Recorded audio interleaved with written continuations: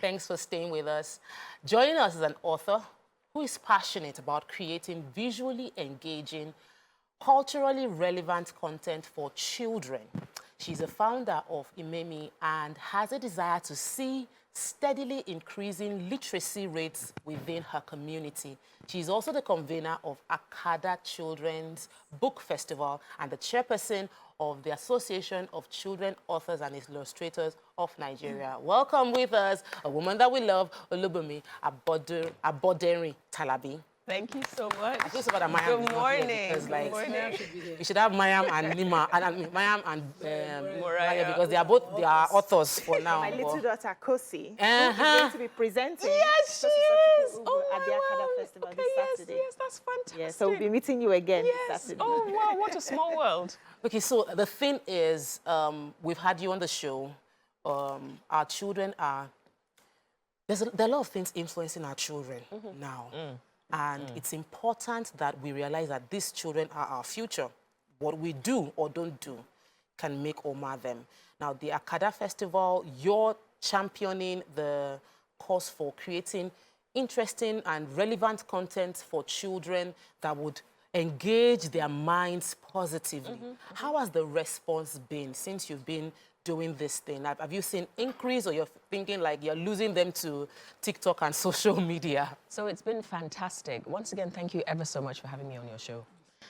It's been fantastic. When we first started the Akada Children's Book Festival back in 2019, we were able to scrounge and find about 11 or so authors. But this year, we had more than 120-something books submitted for consideration by indigenous authors, whether in Nigeria or other parts of Africa or in the diaspora. So it's fantastic. That is the response, I would say. The children's book industry has bloomed over the last 5 years, COVID notwithstanding. So I'm very, very encouraged, because children love to read, but they need entertaining, relevant, interesting books to read. And it's not just academic books. We're very strong on academic books in our culture, in our environment. But we need to also understand that there is a place for storybooks, for picture books, for books read simply for pleasure, just for the fun of it. Yeah, it's amazing. When I got the news that Kosi will be presenting her book at the Akada Festival, it was Kosi is my first daughter. So she's 14 and she wrote a book, and it was submitted and was, you know, It was one of the ones I will be presenting on the panel. It was such a joy, like, wow. And when she was told she had to send in a video, it was like, Mommy, I'm going to be presenting on the panel. It was huge. Now, I know we've always had adult authors for children's book. Yes. How are you enjoying the fact that there are a lot of children who are now engaged and writing children's books? Okay, so that's an excellent question, and I just want to qualify. The children's books are books written by adults for children. Children authors or child authors are authors who are young children who are also writers. The truth is that the best books for children are actually written by adults, because adults see a wider world view and they can distill the information into 32 pages, which is the ideal number for a children's picture book. But it's really, really important to have young people encouraged. Young people that want to write, it is really important to encourage them, because they build, they grow, and they become the bestsellers, you know, of the future. So that's why we added something called the Young Authors Club and the Young Authors Panel. So authors who are under 18 who also send in their books for submission, we have a special segment for them, and we bring them together to talk on the main stage. So we have different locations in the festival. So this year, Young Authors Panel is going to be on the main stage, and they're going to talk about, you know, the host will interview them, and they'll talk about their book, why they write, what inspired them. And the idea is to encourage other children in the audience to also want to write. Amazing, well done. I am a subscriber to the Additionals Readland, and I read Fantastic your book, but people. I have an idea of the kind of books I would like to influence children because of the power of influence of the kind of books I read as a child. And so when Sobi Goes to the Conservatory was given to my child, we visited the conservatory twice because she read it. And Mommy, I want to go there. And the other one was a baby, so when he was a bit older, we went again. And Miriam wrote a book, picking indigenous names. That's the idea I want. I want kids to easily understand things, because local names, local languages, Exactly. things common in our environment Yes. are the things. But you know, we read Yes, Annie Blyton, yes. the Ladybird books, Yeah. and you know, so local things happening here. Yes. Miriam's book, all the names were from the North Central, where she's from, and you know, these things My kids promoting. struggled to pronounce the name. We and got I had it the to first time. Explain to them that these are Nigerian names as yeah. well. Yes, And that was and an you know, educated- different tribes and all of that. Yes. How much more of such writing? Because you know you do this festival every year, Yes. and the Akada book it has gone wide, you know, far. How much more of this kind of writing that you see encourages our own local content, our indigenous languages, culture? Yes. Do you see writers doing now? So this is why many of us started writing. We appreciate the fact that books come from all cultures, but there was a time when we were looking for children's books to read to toddlers, to our children. There were only so many that were based in Nigeria or written by Nigerian authors and things like that. Most of them were from abroad. And there's nothing wrong with that. There is a place for that. It's really good to always learn about other cultures. But you also need to learn about your culture and know what's going they on also in your need to learn backyard. about us. Exactly, exactly. So that's why many of us just started writing, and it has grown and grown and grown. And so you have more people from different professions understanding the need to write about your experience, for example, as a presenter, and distill it into a children's book. Because Wow. people want to know. So wherever I go, I always tell people, have you written a book? You know, write a book. Why don't you write a book? So many people that are presenting this year are first-time authors. Some of them are even like business corporate titans that you've heard of that are writing children's books. And it's not that they've given up their main job. It's just that they also understand the importance of writing things down. One author said there's a bedtime story that she always tells her children. And she just got the idea that, okay, let me just put this down formally, get an illustrator, and she's created a book. And we're showcasing it, you know, this year. So yes, we need to learn about culture, our culture, the different tribes in Nigeria, the different neighborhoods in Nigeria, the different foods. So with some of my books, I talk about Begiri, Amalai, Weju, and things like that. Yes, exactly. Instead of talking about burgers and chips and fries, not that there's anything wrong with burgers, chips and fries, I love them, but I also like Begiri, Amalai, and Weju. And I feel like our foods, our names, our neighborhoods also need a place in beautifully produced children's books. And that's what we try to do, and we also showcase books that do the same thing. Because my kids, before they ever had, they were looking forward to having the Big Mac. And that was just because they saw it in a cartoon and they just felt like they had to eat it. But imagine if we're pushing Incredibly our influential. YK. No, just because I took my brother's kids abroad for the first time and they were all running to go to Starbucks. And why? When they got there, they tasted it. I said, you see, it's because of all this nonsense that you're doing. And watching. And watching. You're all thinking Starbucks That it's something it's special. horrible. You see now? They say, come back and Drink our kunu, drink our zobo Exactly. that are All really those nice and things healthy. deserve stories, but all those things are vital and important and as equally valuable as foods from other culture. And that's what we're trying to get across, that look, what we have here is also good. We also have these fabulous recipes. Like there's a new book that I've done that came out this year, On the Water. It's like an eforiro recipe, right? Set in makoko. So it's like bringing things to the light that we consider commonplace, ordinary, local, but they're really valuable and other people from other cultures are interested. Just as people like to go to a Chinese restaurant, why can't people want to go to a Nigerian restaurant? Yeah. You know, we just have to build ourselves up Yeah. to that point where Share people our see us experiences. as, you know, as a valid option. Italian restaurant, French restaurant, Nigerian restaurant. I gave my granddaughter amala and ewedu. She ate it, she finished it. I said, you're eating your amala. I don't love it. But she ate it. She finished it. So, have you always known that you were going to do this? No. When did it start? Okay, so my background is publishing, newspaper publishing to be specific, and I've written articles, you know, public commentary, public policy type articles that have been published in papers, etc. But it was when I became a mother that I now recognized the gap. And if you look at ACAIN, the Association of Children's Authors and Illustrators in Nigeria, you'll find that the majority of the members are women, majority of the members are mothers who, when they became mothers, they suddenly realized the need, the importance to read to their children. And when they were looking for books that were relevant to either their culture or their state, their religion or whatever, they couldn't find enough. So they started writing. So our story There's a lot of commonality in our motivation for starting to write. And we continue because we see that the need is there.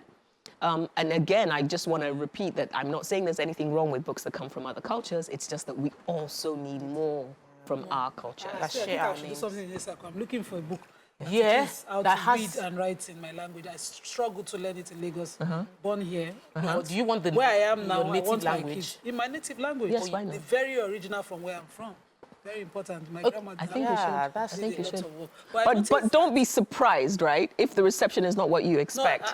Because I just people want the product available. available, fantastic. I've checked when when we were at home for a while. Yes. I wanted to teach them to read, and I noticed that they're always on their devices. Yes. I wanted the content on YouTube, and I Yes. couldn't find Anything. And it bothered me. So Your language. I'm worried Yeah. about that. But talking about you, because we're bringing you in as a woman that we love, we want to know more about you, your journey.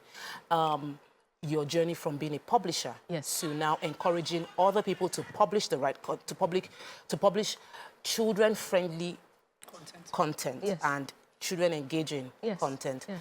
And I wanted to share about the transition from core publishing into what I see now as a sort of advocacy, and how do you put your business hat on when you're trying to advocate? It's because we're business people, everybody here does business, and sometimes it's confusing because you want to just educate people, but then Yes. you're also a business person. You Yes, want you to earn have money to. from this thing. You have How do to. you find that balance? So right now, I doubt if there are any children's authors who are making money, who are making their living So we all have to have another source of income, because otherwise it will be Gary and Kini every day. But it's something that most people do for passion until the time when the industry is robust enough to have enough to pay people. But as it is now, unfortunately, bookstores, I'm telling the truth, you don't pay authors. You collect the books and you hardly pay. Maybe there's like 3 or 4 that will actually pay you, but some others, they will just drag. So That might be because of patronage also. So we don't You like know, to read, we don't buy books. so we need it. Once the industry is more robust, then perhaps it could be something that people can do, combine. But yes, as a business person, it is extremely tough. It's extremely tough. The margins are razor thin. Illustrators are expensive, and then you have imported, books, Cheaper. which are cheaper, if you believe it or not. They come in, their landing costs are cheaper than books that we produce. I know. here. So it's a really, really tough landscape. And if not for the fact that there's a cause or there's a reason behind it, most people, wouldn't do it. Or maybe people would do one and then just drop it. But when you start, you now see the hunger. The kids are saying, Auntie Bumi, when are you writing the next one? Auntie Bumi, are you going to write for teenagers? Are you going to, so you don't want to disappoint, so you keep writing. So it's not really a business. It's always good business to, like that. because For now. when my now, daughter but I was hope growing it will up, be. I bought her books all the time. Yes. So she grew up with that culture of reading. Yes. Because she was always, books that will interest them first. So I like that you are producing books that will interest the kids with the illustrations. Yeah, because that's the only way I'm getting my grandson, who is very hates reading. Boys, I think likes it's common. No, it's just to get them age-appropriate books with interesting illustrations and on a topic that they like. So, like for a family outing, you could go to a fabulous bookstore, like one of the good bookstores, like Roving Heights or even Skit Schools, right?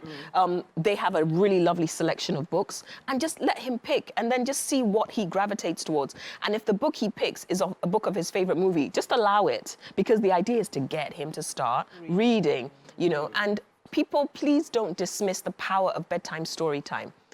I'm also a champion of bedtime stories, and I know when I first started, I was told, oh, that's an Oyinbo thing. We don't do that in Nigeria. Can I film you saying this? You can always record it. I need to send it to my daughter. Let's quickly talk about the change, because I noticed. No, let her finish saying what she's saying now. She's a fan of bedtime stories. And it's important. Oh yeah, talk about bedtime stories, please. So bedtime stories are absolutely vital because they help children develop their communication skills, develop their confidence, and they also relax in the routine, knowing that mommy or daddy, no matter how busy you are, when you come home at the end of the day, you're going to give me that 5-10 minutes of your time. and just read to me or listen to me read so you can gauge my reading level. And then the other reason why bedtime stories are so important is because it's a chance for you to get quiet with your child because the day has been busy, and the child wants to tell you something that happened at school or that happened in the house when you are not around. I'm so sorry. You know, and the time that they have with you is an opportunity for them to tell you something that perhaps they didn't get a chance to tell you before, and it could be very, very important. So bedtime stories are not just an Oyinbo thing. I think that they are an all-people thing, and it honestly helps with building creativity, connection, you know, cognitive skills, everything. We used to have Tales by Moonlight. Fantastic. That was a form of bedtime story. Culturally, we used to that's gather why they around call the it fire. Tales by Yeah, Moonlight. to It was tell a night stories before story. you go to bed. Yeah. Night stories. Yeah. Thank you, That was thank when you. we're So not you in see, this it's not rush. just an Oyinbo thing. So I wanted you to tell me why they changed from Clever Books Yes. to Iwemi. Yes. And what are you working on again? Okay, so it's to do with this thing about the business being tough to run. Yeah. So unfortunately, we had to wind down Clever Clogs because it just was not paying for itself. It made absolutely no business sense whatsoever. It was becoming a bit ridiculous. So Iwemi is now just the platform through which I present my books. So any book that, and I changed the name to Iwemi, meaning my books in my language, Yoruba. So any book that I produce is presented on the platform called Iwemi My Books. And that's literally the sad story behind it. I didn't come here to tell you sad So I story. didn't know that. What are you working but I'm happy that you're not giving up. No, So, no, you and I think that is important. I'm feeling very inspired to write about the topic I love and write it to my child. That's the, just by listening to you, that I want to write about financial intelligence to my child and teach my child about the importance of savings. And then I put it together for him. So I'd like you to tell us what you're working on a final note, and so that we round off. Okay, so this year I released 3 books. Toby at the Art Gallery, which is my absolute favorite because it talks about all sorts of different types of African art. I should have bought copies to give you, or maybe I'll send it to you to give to your children. Thank you. And then there's On the Water, which is set in Makoko. Again, I visited the place and I was inspired by the site of a supermarket on water. And I thought, this is fabulous. So I did a book about that. And many people were like, 1, they didn't know that there was an area where people lived on water. 2, that they had a supermarket on water. I'm like, well, there you go. This is the power of children's books. So it also showed the entrepreneurial side of young children. And of course, there's the Akara Children's Book Festival coming up on Saturday, to which I invite everyone. At the festival, we have book readings, we have storytime sessions. All the book readings, all the storytime sessions are completely free. You can just register, attend the festival. Am I allowed to say the website? akarafestival.org. Just come to the festival. We have workshops for parents, workshops for children, workshops for professionals. So if you want a fun family day out, just come to the festival. So that's what I'm Just because you mentioned the website, I would have to send you invoice because even though it is free, but you're not actually, you know. We are encouraging children to read. Thank you so much for joining us. Thank you for doing what you're doing. Thank you for passionately driving a course that is impacting on the next generation. Thank you. And I'm sure many people have been inspired to write. Nima is going to write a book about her language. We'll hold you accountable on that. She's going to write another one about being a lawyer. We'll hold you on that. You know? She's committed. She's going to write about dancing. Yes, We're going to hold you on that. Calm down. Did I say I wanted to write while I was I'm going sitting to write about something, and we're all going to get writing. We're going to get reading. All I can say is I'm going to buy your books. All right, that's good grandchildren. enough too, so that it would Thank you. will fund the industry. Thank you all so much for joining us on the show. Thank you, Ma'am, and thank you, viewers. You can catch the replay. It's been a loaded conversation and a productive Wednesday so far. Have a wonderful rest of the day. Bye. Bye.